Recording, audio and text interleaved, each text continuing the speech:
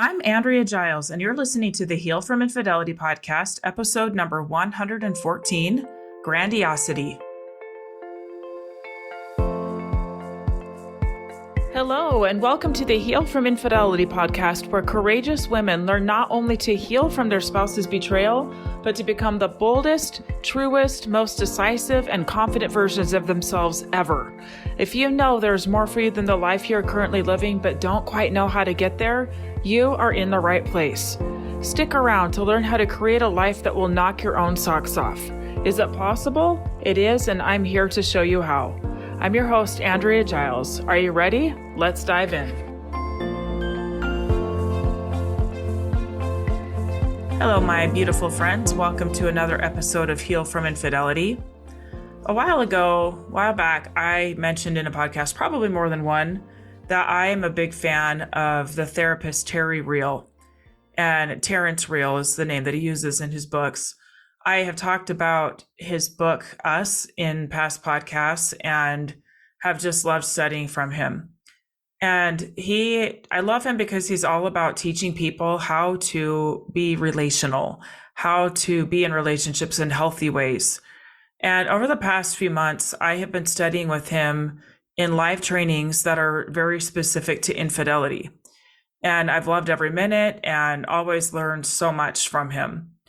I'm going to continue learning from him as later this year, I'm going to be doing a pretty extensive certification with him for therapists and coaches. So really looking forward to that. But one of the things that I learned from Terry, in particular around infidelity, is the concept of grandiosity. So I'm going to give you a little bit of context. You are likely here because you have experienced a betrayal. And it is very easy when you are the one who has betrayed to cast the one who betrayed in a villain role, right? To define them as selfish, mean, narcissistic, whatever. When we can slow down and look in more depth at what is actually happening in the world of those who cheat, it can help us to heal because we can see more objectively what needs to change within them for us to feel comfortable staying with the person that cheated and the specific behaviors that led them there in the first place. Grandiosity is a symptom of someone who cheats for a lot of people. It's a way of thinking about yourself in relation to others, particularly your spouse, when it comes to infidelity. My hope is that you will come away from this episode with information, with knowledge, and with a better understanding of who you are dealing with, of who you're married to. Who is this person? Better yet, I challenge you to share this episode with your partner if you're still together, and see if any of it resonates with them, okay? So what is grandiosity? Grandiosity essentially means that you believe that you are slightly or a lot better than others, that you are superior, better than, and that you are entitled to different treatment than other people, that you can kind of break the rules, get away with things that other people cannot get away with. Some behaviors that come from grandiosity are punishing others for their less than behaviors and believing they deserved it, indulgent and sometimes impulsive behaviors because you have a belief that you are above the regular rules, that they don't apply to you. And in the context of this podcast, it can look like breaking the marriage agreements and making justifications for yourself of why you deserve it, okay? However, grandiosity is a lie. By nature, we are whole. By nature, we are equal. We are just as worthwhile as the next, no matter our station in life. But growing up, we often get our wires crossed. We get false messaging, false information about what gives us our worth, what makes us matter, what makes us important. And we often learn to operate in a one-up or one-down position with other people. A one-down position is a shame-based position. In this position, we just carry this belief all the time that we're not quite good enough. With shame, it feels really bad, and we don't love hanging out there. It doesn't feel good. And so often, to get out of it, we will swing completely the other way to a one-up position or a grandiose position. Because to just be an equal with someone can feel threatening. We may need to feel special or just a little better than others to feel okay. We most likely learned this in our childhood. It was most likely modeled to us. Our entire sense of how good we are is based on how we compare to others. It also comes from our culture. We live in a time that is very individualistic, us against the world. If somebody doesn't work for you, cut them, right? Cut them out. If they're toxic, just cut them out, right? Most of us are not taught how to live with equals with others and how to learn to not compare as a way to get our sense of enoughness. And often we will jump back and forth, that land one up or one down. We're either worse than someone else or we're better than someone else, right? And we've learned this so much in our society right now. It's very much about me, me, me, me. Does this work for me? If it doesn't, I'm not doing it, right? As you can imagine, this does not lend itself well to a healthy, thriving, equal, collaborative marriage. In a healthy marriage, there has to be a sense of we or us. In a marriage with grandiosity present, it's either you and me or me versus you or the world. Okay. There's no us. There's no collaboration because each of us are playing our roles and sometimes they switch back and forth. One may feel shame for a mistake they made. And rather than trying to fix the mistake, they swing the other way to grandiosity, thinking that they are entitled to that bad behavior. Like, yeah, I messed up, but you know what? I wouldn't have done it if you this, this, and this, and this, right? Okay, so why is grandiosity so easy to fall prey to? All right, one reason is that, as according to Terry Real, grandiosity works in the dark. It's underground. He says this: most of us are painfully aware of the disempowering aspects of our childhoods, but we're fairly blind to the false empowerment and grandiosity, either directly through a parent pumping us up or indirectly through their modeling grandiose thinking and behaviors. Leaving the grandiose relational stance behind often means separating from the early relationships in which the stance was embedded. Okay, so like he says, most of us don't even know it's there. We're blind. We can't see it. And often it was taught to us through our parents pumping us up or by watching them model the behavior. Okay, let's go back to shame. Okay, shame does not feel good and we want to get out of it. So often we will go and jump back into the behaviors that created the shame in the first place, but we'll get that temporary hit or relief of doing the behavior. And then later on, we deal with the shame and round we go. We keep doing it, right? Grandiosity, however, can feel really good. It can feel really good to think that you're a little bit better than other people, or to think that you can get away with things others can't because you are more talented, more important, more special, whatever that may be. It may feel great to break societal rules and get away with it. It can be a thrill. It can also feel really good to be on your soapbox thinking you know more than others. They just don't understand. You may think that you are smarter or wiser or better in some way. The self-righteousness that comes right along in the package of grandiosity can feel extremely validating. To come down from this can feel scary because it means we have to come to terms with ourselves and who we really are, okay? One interesting point that Dr. Real teaches about grandiosity is that it actually stems from contempt. We feel contempt, then we either point it toward us, thinking we are awful, terrible, no good, wrong, etc., or we point it away from us to others with the same judgment. Isn't that fascinating? So if we're pointing the finger towards us, it's going to create shame. If we are pointing the finger towards someone else, it's going to create grandiosity.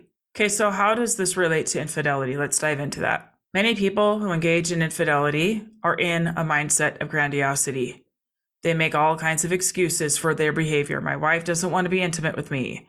She doesn't ever want to spend time with me. So I'm deserving of being with this other person who actually cares about me and wants to give me what I want. See, look, I'm not a terrible person. I just want this and my wife's not willing. You can see how easy this is to fall into. But sadly, when in this grandiose state, it is impossible to see yourself as you really are. Already whole, already good, already worth loving, not needing all of this validation that might feel so good, but that's wreaking havoc in your life, right? Grandiosity is born from a lack of real self-worth and self-esteem. It's actually really sad. Grandiosity is there because you don't have enough self-worth inside of you, self-esteem, to not need other people to tell you how great you are. And so if you are hanging out with a grandiose mindset, an affair partner is a very easy choice. It's somebody that's there that often is looking for the same kind of validation, and they are wanting to pump you up, and you are pumping them up and telling them how wonderful they are. They're telling you how wonderful you are. You're so great. I'm so great. And it can just perpetuate the cycle without ever really developing your own sense of self and your own sense of esteem. Often, to engage in grandiose behavior, one actually has to cut themselves off from their own moral compass and their true self to justify the behaviors. It's pretty tragic, right? Here is the other side of this coin. Okay? After infidelity, it can become very easy for the person who is betrayed to take the one-up grandiose stance. I didn't do that, so I'm a little better than you, or a lot better than you, right? It can be so easy to feel contempt and disgust. While this is normal at first because you did experience a betrayal, right? This person suddenly looks different to you. They are different. They're not who you thought they were. They did this thing that you never, ever imagined, right? But while this is normal at first, if your goal is to heal from infidelity, you gotta go deeper. You have to look deeper inside at what you're making it all mean. If you're making it mean you are less than, you will get stuck in shame. If you make it mean that he is a loser and you are so much better, you will get stuck in grandiosity. There can be no meeting of the minds and hearts here. There's flip-flopping between one up and one down. The cycle will continue until either the marriage ends or one person decides to break the pattern, or both. Okay, so how is the cycle of grandiosity broken? In the words of Terry Real, I love this, the weak stand and the mighty melt. Okay, the one down stands and the one up melts, comes down to earth. They're both on equal footing. Being able to break free from grandiosity requires the ability to see another, to have empathy for them. After infidelity, the grandiose person has to step down while not dropping into shame, which is another self-absorbed way of being. If you're in shame, it's still all about you. You still can't be empathetic and really see another person when you're lost, drowning in shame. Stepping down from grandiosity in a healthy way means learning how to validate yourself and develop a real sense of self-esteem. It means not continuing in the never-ending comparisons that either make us a little better or a little worse than others. So I want to offer a few questions to consider for anyone listening who may want to share this with their spouse or maybe stuck in grandiosity themselves. Okay. Number one, it's a decision. Okay. Do you want to keep propping up your ego to feel better, to avoid, or do you want something deeper? While you may feel completely justified in your stance, is it getting you what you want? Is it actually creating connection or division? Number two, what do you feel entitled to and why? And where do you think that came from? If you believe you have been wronged in your marriage, you may think that you are owed special treatment from another, physical intimacy, a certain kind of kindness, whatever it is. But here's the big question. Did you ever go to your spouse and tell them exactly what you want and ask for it? Or was it more passive aggressively, not direct? Have you ever really boldly stated the things that you want more of in your marriage? My guess is probably not. And if so, not very directly. And maybe in ways that are actually counterproductive, like being passive aggressive. Number three, is there something or someone you feel more loyal to than yourself? Sometimes we act puffed up, self-righteous, high and mighty, etc., because we are consciously or subconsciously defending someone else. It may be that we are defending the behaviors we learned as a child from our father, and to actually admit that their behavior hurt us is vulnerable and painful, because it means then we have to actually deal with our own wounds. We have to look at our own pain, often caused at the hand of these people that we're trying to puff up, these people that we're trying to put on a pedestal, okay? It's often easier to become like the very people that we learned grandiosity from. This can be the case in organizations as well. Okay, if you're in an organization that thinks that they know way more than everyone else, that they're slightly or a lot better than other people, and it is taught at an institutional level, it is very easy to justify the kind of behavior that I just know more than you. I'm smarter, I'm wiser, I've got it more figured out, therefore I am allowed more privilege. I can have more. The problem is that we aren't really doing the deep thought work around what we want, what is right for us, and we're hiding behind others to protect ourselves. We're giving our loyalty to someone or something else because it actually helps us to avoid looking deeper at ourselves and what we want and what we're subscribing to. Okay. In many cases, healing from grandiose behaviors can actually feel like a betrayal. Like you are stepping away intentionally from someone or something that mattered to you and stepping away from the things that they taught that were harmful to step more fully into who you are and who you want to be. And it can feel very scary and very vulnerable. Essentially, stepping down from the grandiose perch and pedestal requires humility. I may be wrong. She or he may be right about this. There may be more than one way to see this. I want to understand his or her stance, where they're coming from more, even if it's really painful and challenges my ego. Oh, that's hard, right? It's hard. This is not for wimps. It's not for wimps, but it is for people who want the real good stuff in relationships. Depth, connection, deep intimacy. Okay? The absolute biggest remedy to grandiosity is growing your sense of self, who you actually are, beyond the labels, beyond your mistakes, beyond all of it, beyond your looks, beyond your weight, beyond any of it.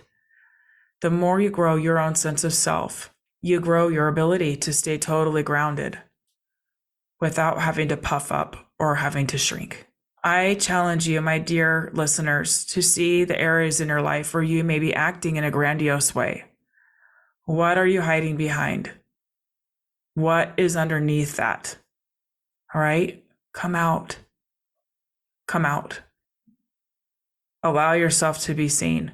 And teach yourself that it's safe to be on a level playing field with other people and that there's beauty and goodness and so much strength there. All right, my beautiful friends, I love you. Thank you for listening. And I will talk to you again very soon. All right, bye-bye. Thank you for listening to the Heal from Infidelity podcast. If you would like to be kept in the know about upcoming free classes, new podcast episodes, and other ways of working with me, go subscribe to my weekly email. You can subscribe at AndreaGiles.com/lies-about-infidelity/. Again, it's AndreaGiles.com/lies-about-infidelity/. I will see you next time.